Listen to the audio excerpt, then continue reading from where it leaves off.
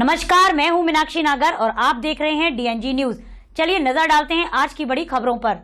बदलते मौसम की वजह से नवजात शिशुओं को सर्दी, जुकाम, खांसी, बुखार सहित अन्य बीमारियां हो जाती हैं, जिससे बच्चों को कई तरह की परेशानियों का सामना करना पड़ता है। इसलिए सर्दी के मौसम में बच्चों का विशेष ध्यान रखना चाहिए। इस दौरान बच्चों के पेरेंट्स को किन किन सावधानियों को बरतना चाहिए, इस संबंध में नीलम हेल्थ केयर के बाल रोग विशेषज्ञ डॉक्टर रास बिहारी पांडे ने अधिक जानकारी दी। इस समय हमारे साथ मौजूद हैं नीलम हेल्थ केयर के नवजात शिशु एवं बाल रोग विशेषज्ञ डॉक्टर रास बिहारी पांडे जी। आइए करते हैं सर से बातचीत और जानते हैं उनके बारे में। सर, सबसे पहले तो आपका बहुत बहुत स्वागत डीएनजी न्यूज चैनल। मैम बहुत बहुत नमस्कार, गुड इवनिंग डीजी न्यूज को। और आप आए हमारे पास, आपके जो सवाल है उनका हम कुछ चीज़ें हैं जैसे। सर हाँ, मैं आपको बताती हूँ, जैसे कि अभी इस समय बदलता मौसम है, मौसम लगातार बदल रहा है। गर्मियाँ थी, कुछ दिनों से सर्दियों का आगाज़ हो गया है। कभी कभार जैसे दिन में गर्माहट रहती है और शाम और सुबह के समय ठंडक हो जाती है। तो इस बदलते मौसम में, इस परिवर्तित मौसम में बच्चों को क्या क्या बीमारियां हो सकती हैं? मैम, नवजात शिशु को जो बदलते मौसम है उसमें सबसे पहले जो दिक्कत आती है बच्चों की ना, नोज ब्लॉक बहुत होती है। जैसे जनरली 12 या 1 के बाद जैसे हमारा मौसम चेंज होता है तो नॉर्मल क्या होता है कि बड़े लोगों में हमारे नेजो क्लियरेंस होता है, तो उससे एयर टेम्परेचर मेंटेन होता है। लेकिन न्यूबॉर्न्स में ऐसा कुछ नहीं होता, तो उनकी नाक ब्लॉक होने का डर रहता है। तो माँ बाप को ऐसा लगता है कि हमारे बच्चे को खांसी हो रही है, जुकाम हो रहा है, ये सब। तो ऐसी सिचुएशन में हमको डरने की कोई बात नहीं होती। एक नेजो क्लियर ड्रॉप होती है, वो डालना होता है। बाकी अगर बच्चा आपको ऐसा लग रहा है तेज सांसें ले रहे हैं तो नवजात शिशु विशेषज्ञ से आप मिल सकते हैं। जी सर, एक चीज़ और है, जब नवजात शिशु होता है तो उनमें एक जो प्रॉब्लम है वो बहुत ही कॉमन हो गई है, पीलिया की, जिसको जॉन्डिस भी कहते हैं। तो आखिर ऐसा क्या है, क्या वजह है इसकी, जो नवजात शिशुओं में ही ये बीमारी आम सी बात है, मतलब कॉमन है उन लोगों में? मैम, नवजात शिशु में एक होता है फिजियोलॉजिकल जॉन्डिस, जिसको पीलिया बोलते हैं। इसमें प्रॉब्लम क्या है कि बच्चे की जो एंजाइम होती है लीवर की, वो मैच्योर नहीं हो पाती। इसकी वजह से बच्चे में पीलिया कॉमन होता है। और दूसरा कारण होता है कि पहले आप देखते होंगे तो मदर फीडिंग बहुत ज़्यादा होती थी। आज क्या बच्चों को फीड भी नहीं करा पाते हैं अच्छे मदर फीड। एक जो कारण है पीलिया का, ये बहुत बढ़ता हुआ कारण है पीलिया का। और इसीलिए एक टेक्नोलॉजी आई है, बिना बच्चे को प्रिक किए हुए, खून निकाले हुए भी बच्चे का हम पीलिया चेक कर सकते हैं। नीलम हेल्थ केयर पर ये मशीन आ चुकी है पीलिया की, जो कि मथुरा में किसी के पास नहीं हुई। लेकिन नीलम हेल्थ केयर ने कि बच्चे को प्रिक मत करो, पीलिया टच करते पीलिया बता देगी बच्चा एक्यूरेसी। कई बार तो ऐसा होता है कि बच्चे को जन्म के साथ ही पीलिया की बीमारी हो जाती है, तो उसकी क्या वजह है? मैम, जैसे जन्म के तुरंत बाद पीलिया की बीमारी, उसका सबसे बड़ा, अगर मदर नेगेटिव हुई, मदर का ब्लड ग्रुप नेगेटिव हुआ, ऐसी कंडीशन में क्या होता है कि मदर की जो एंटीबॉडीज बच्चों में, तो बच्चों का जो हीमोग्लोबिन होता है वो टूटता है, वो फिर पीलिया की तरह ही दिखता है। मेन कारण होता है मदर का नेगेटिव ब्लड ग्रुप, या बच्चे को इन्फेक्शन हो गया हो जन्म के टाइम पे ही, या बच्चे ने दूध ना पिया हो अच्छे से, ये सब कारण हो सकते हैं। या बच्चे में कोई G6PD डेफिशिएंसी जो एक बीमारी है वो हो, वो तुरंत कारण होता है कि जॉन्डिस का। ये जन्म के समय जो जॉन्डिस होता है, क्या ये खतरनाक भी हो सकता है? मैम देखो, जन्म के समय जॉन्डिस होती है, जो फिजियोलॉजिकल जॉन्डिस होती है वो अपने आप चले जाती है। लेकिन जो पैथोलॉजिकल जॉन्डिस है, एक रेंज के बाहर अगर बच्चे की पीलिया आ रहा है तो वो खतरनाक बन जाता है। खतरनाक भी तब बनता है क्योंकि एक रेंज के ऊपर पीलिया आएगा तो जो ब्लड ब्रेन बैरियर है, पीलिया क्या है, हमारे ब्रेन में चला जाता है, तब वो एक बच्चे को खतरनाक बीमारी का कारण ले सकता है। अन्यथा एक रेंज तक पीलिया सेफ ही रहता है, मतलब कोई खतरे का कारण नहीं बना। जी सर, सर्दी खांसी की समस्या वैसे तो छोटे बच्चों में आम होती है, लेकिन क्या ये गंभीर भी हो सकती है क्या? मैम बिल्कुल हो सकती है। अब सर्दी खांसी की वजह क्या है? अगर सर्दी खांसी की वजह निमोनिया है तो वो गंभीर रूप ले सकती है। ब्रोंकोलाइटिस है, वो ले सकती है। अगर सर्दी खांसी की वजह नेजल ब्लॉक है तो वो गंभीर बीमारी नहीं है मैम। तो ऐसी सिचुएशन में हमें अपना स्वयं इलाज नहीं लेना चाहिए बच्चे का, या कि लोकल डॉक्टर्स के पास चले गए जिनको बच्चे की बीमारी के बारे में कुछ पता ही नहीं है। तो ऐसी सिचुएशन में वो नवजात शिशु एवं बाल रोग विशेषज्ञ से ही कंसल्ट करना चाहिए मेरी। त्वचा संबंधी बीमारियां जो शिशुओं में होती हैं, उनसे बचाव के लिए क्या कुछ करना चाहिए? मैम कुछ जो नवजात शिशु होते हैं उनमें कुछ एक बीमारी आ जाती है 3 दिन पर, जिसको हम इरिथमा टॉक्सिकम नियोनेट्रम बोलते हैं। ये बीमारी जनरली तीसरे दिन पे आती है, 7वें दिन पे चले जाती है जनरली। और ये बोला जाता है कि बच्चों को जो भी ऑयल की मसाज होती है, बोला जाता है जो कुकिंग ऑयल्स होते हैं वो अवॉइड करनी चाहिए। उससे क्या है, रैशेस वगैरह ज़्यादा होते हैं और डायपर्स के भी रैशेस बहुत ज़्यादा होते हैं। तो जनरली बच्चे को कंफर्ट क्लोथ पहनाने चाहिए। ऐसा नहीं है कि कुछ भी पहना दिया, या नीचे जैसे कॉटन का, पहले सबसे पहले कॉटन कपड़ा होना चाहिए, वो वियर हो, उसके बाद करे। लेकिन जो भी बीमारी है, या तो मदर की भी जो बीमारी होगी वो बच्चों में जनरली लग जाती है।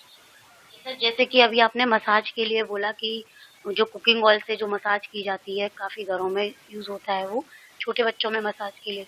तो अगर मतलब मसाज करनी है तो फिर किस ऑयल का यूज़ करना बेटर है? तो बहुत सारी कंपनियां हैं, सब अपना अपना करती है, लेकिन क्योंकि हमारा भारत है, भारत में सारी क्लास के लोग इसमें गरीब भी आते हैं। आपके चैनल को लोग गरीब लोग भी देखेंगे, अमीर भी देखेंगे और मिडिल क्लास भी देखेगा। मैं तो तीनों को सोच के ही बताऊंगा कि कोकोनट ऑयल होता है, उससे मसाज करें, उससे अच्छा कुछ नहीं होता। एक कॉस्ट इफेक्टिव होता है, बेस्ट होता है।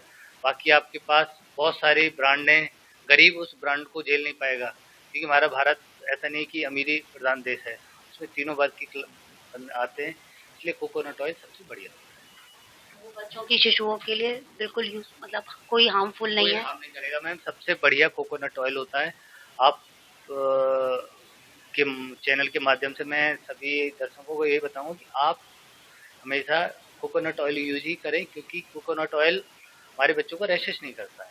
जो कुकिंग ऑयल्स होते हैं जैसे मस्टर्ड ऑयल है, ऑलिव ऑयल है, ये क्या है, रैशेस करने के चांसेस होते हैं, फिर मदर और फादर वर्ड होते एक चीज़ और है सर, कान में जो संक्रमण होता है और जो नाभि संबंधी समस्याएं हैं, तो क्या उनसे छुटकारा पाया जा सकता है क्या? हैं। मैम बिल्कुल सही बात कही, क्योंकि न्यूबॉर्न जो नवजात शिशु होते हैं इसमें बहुत, आपने देखा होगा जो नाड़ी है इसमें इन्फेक्शन हो जाता है बहुत, जब निकलती है। तो ये जनरली 10 से 12 दिन में निकलती है। तो आप देखते होंगे कि कोई कुछ बता देता है पाउडर लगा दो, कोई बता देता है कि इसका घोल लगा दो। आप 10 लोगों से मिलेंगे, लेकिन मेरा एक सजेशन है ऐसे बाल रोग विशेषज्ञ, नवजात शिशु विशेषज्ञ, कि आप लोग जो ये स्टरलिन होता है उसे क्लीन स्टरलिन से साफ करें डेली, सुबह शाम, और कोई भी पाउडर या कुछ ऐसा ना लगाएं। और कान में मैम क्या होता है, जनरली बच्चा, कान की समस्याएं क्यों होती है, बच्चा कभी कभी जो इन्फेक्शन होता है बच्चे का, जैसे दूध पिया, इन्फेक्शन है, दूध की उल्टी हुई, तो बाहर से हमारा संक्रमण फैलता है। आप क्लीन करते रहोगे कान को, तो संक्रमण की समस्याएं कम आएंगी। उसको क्लीन करने के लिए क्या कुछ करना चाहिए? मैम कुछ नहीं, जनरली ये बेबी रैप आते हैं, क्लीन रैप्स आते हैं, उनसे आराम से आप क्लीन कर सकते हो बेबी को, या गर्म पानी में गौच पीस लगा के आप अच्छे से क्लीन कर सकते हो। जी सर, बहुत बहुत धन्यवाद सर आपके लिए। अभी तक हमारे साथ बने रहे नीलम हेल्थ केयर के नवजात शिशु एवं बाल रोग विशेषज्ञ डॉक्टर राज बिहारी पांडे जी, जिन्होंने अपनी बातचीत के दौरान छोटे बच्चों में होने वाली काफ़ी जो कॉमन प्रॉब्लम है उन सभी के बारे में बताया, उनका सोल्यूशन भी बताया, और सर ने एक बहुत ही अच्छी टिप भी बताई है जो कि सभी लोग यूज़ कर सकते हैं जिनके भी छोटे बच्चे हैं और वो उनके मसाज करते हैं। तो सर ने कहा कि जो कुकिंग ऑयल होते हैं जैसे कि मस्टर्ड ऑयल है, ऑलिव ऑयल है, उनकी बजाय आपको अगर अपने बच्चे की मसाज करनी है तो आप कोकोनट ऑयल का यूज़ करें। कोकोनट ऑयल जो है वो सबसे बेस्ट है। आप चाहे किसी भी कंपनी का उसे ले सकते हैं, क्योंकि उसे यूज़ करने से आपके बच्चे की स्किन को कोई भी हार्म नहीं पहुंचेगा और कोई भी जो रैशेस वगैरह हो जाते हैं वो भी नहीं होंगे, और आपके बच्चे की स्किन हर तरह से सुरक्षित रहेगी और मसाज भी उसकी बेस्ट होगी। इसलिए उन्होंने ये अपील भी की है कि जो भी दर्शक हमें देख रहे हैं वो अगर उनके घर में छोटे बच्चे हैं, वो मसाज करते हैं, तो वो कोकोनट ऑयल का ही ज़्यादा से ज़्यादा प्रयोग करें। नाभि के संक्रमण के लिए उन्होंने बताया कि जब बच्चा होता है, जब पैदा होता है, वो नवजात होता है, तो कई बारी नाभि में संक्रमण हो जाता है। तो उसके लिए उन्होंने बताया कि जिन भी लोगों से अगर आप मुलाकात करते हैं तो घर में अलग-अलग लोग अलग-अलग दवाइयाँ बता देते हैं, कुछ लोग घरेलू उपचार कर देते हैं, कुछ कहते हैं कि घी लगा लीजिए, कुछ कहते हैं ये वाला पाउडर ले आओ, नहीं ये वाला ले आओ। तो तो इन सब चीज़ों का प्रयोग बिल्कुल नहीं करना है। स्टेरिलिन नाम का एक केमिकल सोल्यूशन आता है, केवल उससे उसे साफ करना है। अगर आपको कोई भी दिक्कत, कोई भी समस्या अगर लगती है, आपको समझ में नहीं आ रहा है, तो आप किसी अच्छे नवजात शिशु एवं बाल रोग विशेषज्ञ के पास जाकर उससे सलाह ले सकते हैं। और कोई भी संक्रमण की स्थिति अगर होती है या आपके बच्चे को कोई गंभीर समस्या हो रही है, आपको लग रहा है कि आपकी समझ से ये चीज़ बाहर है, ये परेशानी, तो आप सिर्फ और सिर्फ नवजात शिशु एवं बाल रोग विशेषज्ञ से ही संपर्क करें। इधर-उधर के डॉक्टरों के पास बिल्कुल भी ना जाएँ और उनसे नवजात शिशु के लिए, खासकर जो छोटे बच्चे होते हैं, उनके लिए परामर्श बिल्कुल भी ना लें, ऐसा सर का मानना है। और सर का कहना भी यही है कि कोई भी आपातकालीन स्थिति में आपके घर से जो सबसे पास में नवजात शिशु एवं बाल रोग विशेषज्ञ हैं, उनसे जाके आप उचित परामर्श लें और उन्हीं को अपने बच्चे को दिखाएं। ऐसी ही तमाम और खबरों को देखने के लिए आप लोग देखते रहिए डीएनजी न्यूज़ अपने साथी तरुण नागर के साथ। मैं मीनाक्षी नागर, डीएनजी न्यूज़ के लिए।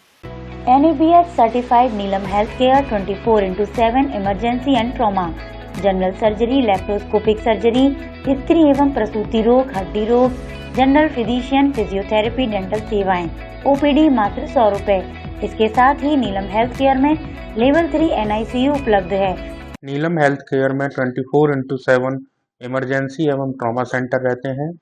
इसके अलावा आपका general physician, general surgeon with laparoscopic surgery, इसके अलावा गायनी एंड ऑब्स्टेटिक केयर्स, इसके अलावा पीडियाट्रिशियन, इसके अलावा आपके डेंटल और physiotherapy, ICU, OT, private room, सारी फैसिलिटीज़ अवेलेबल हैं। इसके साथ में नीलम हेल्थ केयर ने एक नई सुविधा शुरू करी है, लेवल 3 NICU की। संपर्क करें Rani garden opposite Shri square, Govardhan चौराहा, मथुरा। Mobile number 9259363963, 9084850492।